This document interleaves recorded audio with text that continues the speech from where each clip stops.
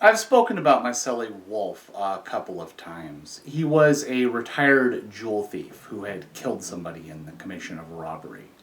He received a sentence of life without the possibility of parole and had been incarcerated for about 15 years whenever I met him. He had a good name. People knew who he was and had a lot of respect for him. He was known as somebody that you didn't trifle with. Whenever the drugs hit the yard, somebody would come by and just slide a little bindle under the door for him because he'd earned that type of consideration. Whenever somebody was going to get hit on the yard, when something was going to happen, it seemed like he knew before pretty much anybody else, even though he kept the information to himself generally. And this was because the shot caller kept him in the loop. He just had a good name, and so people treated him with the respect that he'd earned. He was a retired skinhead, which is a pretty unique position. Generally, skinheads associate with each other, they eat together, they work out together, they're their own little clique. However, something had happened to burn him out of prison politics. He really didn't want to socialize with other people generally. He kept to himself. And I think it's why he picked me for a cellie, because as a respected older cat of late 50s, he probably could have had just about any cellie that he wanted. I think he picked me because he could tell that I was quiet and calm, and I wasn't going to get him mixed up in any kind of problem. I became acquainted with Wolfe because I had seen him reading a Dungeons and Dragons book in the day room. He had a large stack of Dungeons and Dragons books, and it's what he did with his day, really, was read them 8, 10, 12 hours a day. I recognized the book, and so I asked him what it was he was doing, and he explained that he didn't really play the role-playing game like normal people did, where he would sit down with other people and play the game. Rather, he liked to read the books and create little immersive mental environments where he imagined that he was living his life in the world described in the books. He did it a lot of hours in a day, and it's just how he spent his time. There was an occasion where I asked him why he devoted so much of his life to what was essentially a game. And he explained that whenever he first came to CDC, he had become fascinated with the guitar, which he'd known how to play, but which he really began to take seriously. And it's what he did with his day. 8, 10, 12 hours a day. He would practice the guitar. He would play the guitar. He had his wife send him thousands of pages of guitar tablature and guitar magazines. And he actually started a class that the administration helped him run at the prison he was at. It was his whole world, music. And then slowly he became involved in prison politics, and that became his role, his whole world. He got validated with a gang, he got in some trouble, and eventually he was sent to the SHU. That's the Segregated Housing Unit, as a validated gang member, and no longer had access to a guitar or radio or any of his music, or his gang member friends. He said that both of the things that he did with his day suddenly were gone. And so he resolved to find some new hobby, some new thing he could build a world around that was just his, and he didn't have to deal with other inmates in order to do something with the rest of his life, because he was very cognizant of the fact that he was just waiting to die with a sentence of life without. Don't get the wrong idea about Wolfe. I've described him as somebody who read books and listened to music, and this man was a killer.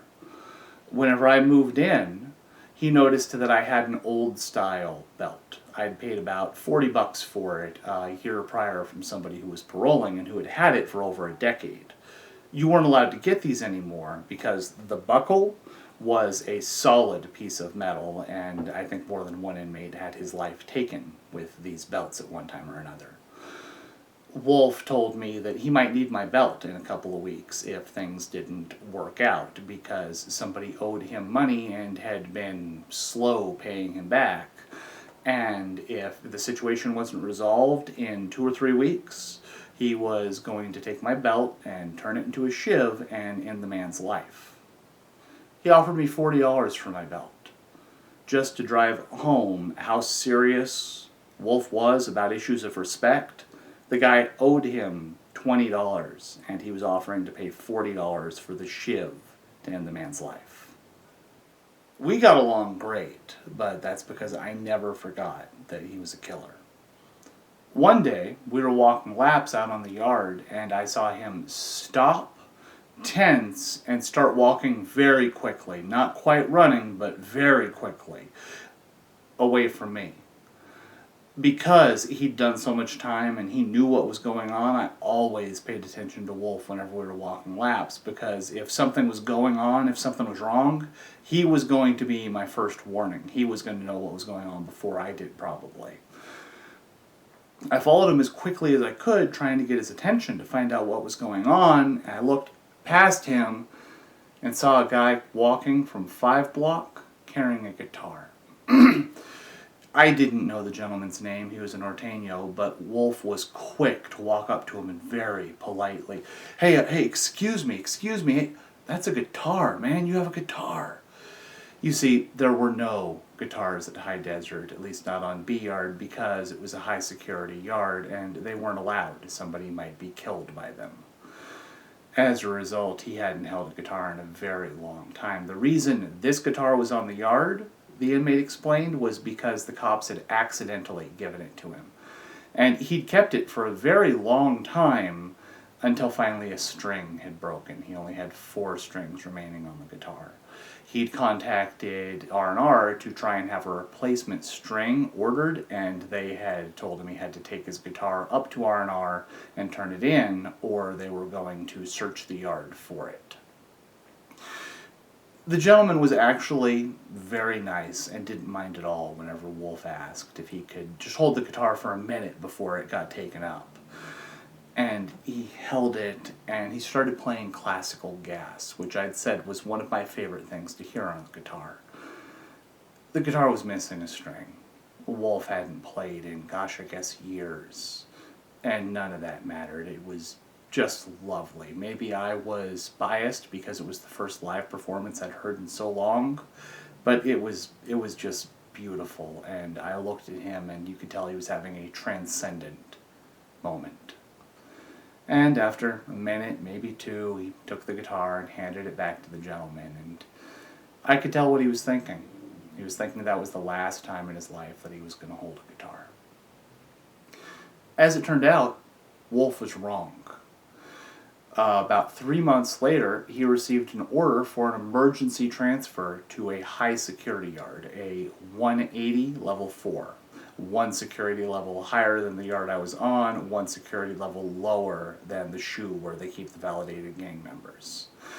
Because he had been a validated gang member, the administration had apparently made a mistake. He should have went to a 180 yard from the SHU, but they'd sent him to High Desert 270 instead. He'd been there for 2 years and programmed fine, but it didn't matter. He wasn't supposed to be there. He was supposed to be someplace a little more dangerous. He contacted his wife and had her look up the yard that he was being sent to. They had a music program there. Inmates in their cells were not allowed to have guitars or harmonicas or anything like that, but they did have a designated area where there were state-purchased instruments, and inmates were allowed to request time to go and use those instruments. So at the very least, Wolfe was going to be getting an hour, 2, 3 a week playing a guitar. And I have no doubt that once he arrived there, he managed to get a job somewhere in that part of the institution and probably got to make music his whole life again, which is just a lovely thought. I hope that he got to live out his life making beautiful music. It's an amazing thing about life that we get to decide what we will do with our days, who we will be, every single day of our lives. You wouldn't think that Wolfe was going to get a second chance. He had a sentence of life without the possibility of parole. The state told him he was going to die in prison. And he found a way to find something beautiful, music, and make it what the remainder of his life was about. And then he got involved in the gangs. And instead, he made his life about violence and prison politics and drugs. And he paid a price. He went back to the SHU, got validated as a gang member, and somehow he got another chance.